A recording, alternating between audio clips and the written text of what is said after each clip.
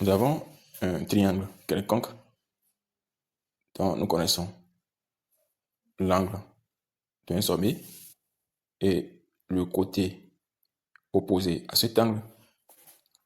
Et ce triangle est inscrit dans un cercle. Comme ça, on demande juste le rayon de ce cercle. Nous allons utiliser 3 méthodes différentes pour trouver ce rayon.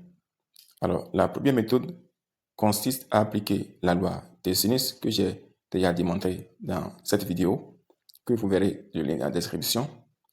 Alors, cette loi stipule que lorsque nous avons un triangle quelconque, dont nous connaissons les côtés de ce triangle, par exemple A, B, C, et les angles du sommet opposé à ce côté, alors la loi des sinus stipule qu'on peut écrire simplement A, le côté A sur sinus de l'angle opposé à ce côté est égal à le côté B sur sinus de l'angle opposé à ce côté est égal à encore à le troisième côté ici nous connaissons, ça fait 3 sur sinus de l'angle opposé à ce côté qui est sinus de 30 degrés. Si c'était un triangle qui n'est pas inscrit dans un cercle, là on peut s'arrêter là. Mais si c'est inscrit dans un cercle, comme c'est le cas ici, donc on complète encore est égal à 2 fois le rayon de ce cercle. Alors ici, on ne connaît rien de AB. Maintenant, on peut prendre justement les deux dernières relations, c'est-à-dire 3 sur sinus de 30 est égal à 2 fois le rayon. Déjà, c'est le rayon que nous cherchons qui est ici. Donc, sinus de 30 degrés, ça fait 1 demi.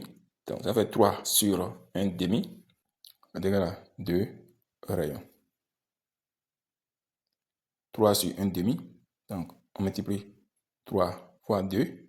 Donc, ça fait 2 fois 3 est égal à 2R.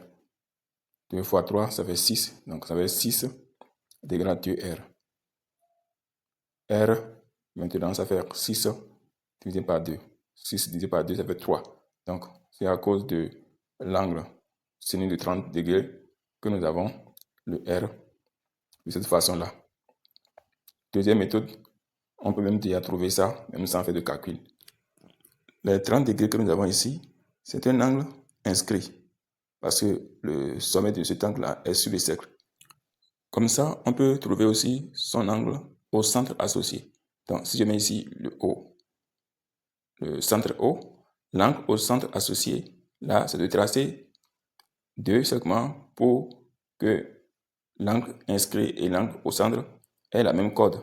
Donc, si je mets ici AO, vous avez vu ici que nous avons l'angle inscrit et l'angle au centre qui engendrent la même corde de 3 unités. Comme ça, il y a une relation entre l'angle inscrit et l'angle au centre. La mesure de l'angle inscrit est égale à 1 demi de la mesure de l'angle au centre. Ou bien, on peut dire que la mesure de l'angle au centre, ça fait 2 fois la mesure de l'angle inscrit. Alors, donc, ici, on connaît la mesure de l'angle inscrit qui est 30.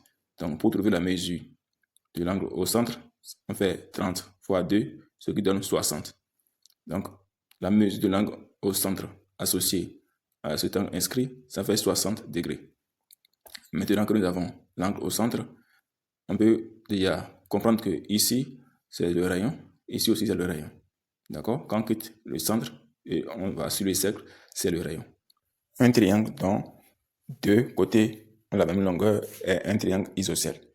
Donc, le triangle OBC est un triangle isocèle. Un triangle isocèle dont la mesure de l'angle au sommet principal est 60 degrés est un triangle équilatéral. D'abord, parce que les angles à la base ont la même mesure.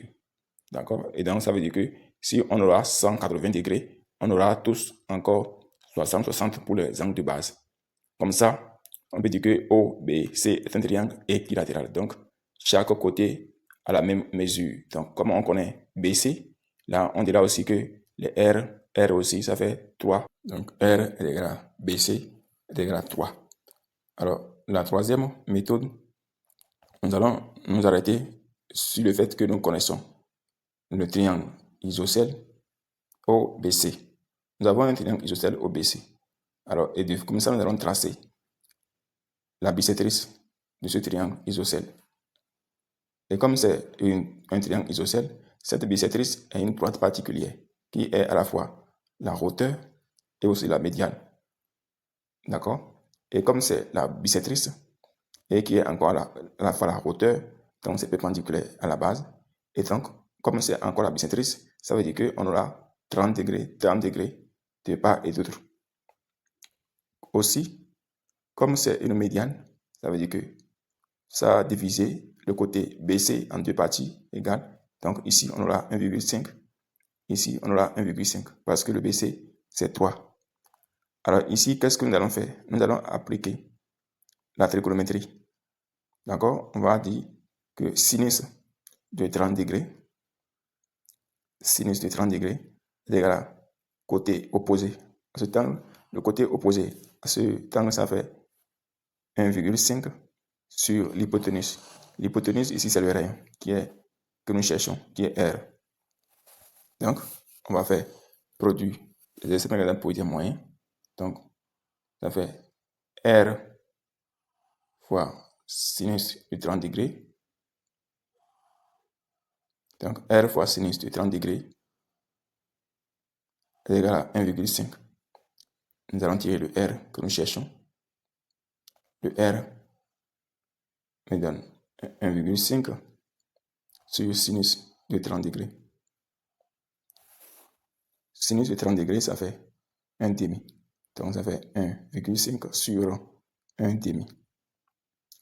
Donc, le 2 va multiplier 1,5. Donc, ça fait 1,5 fois 2.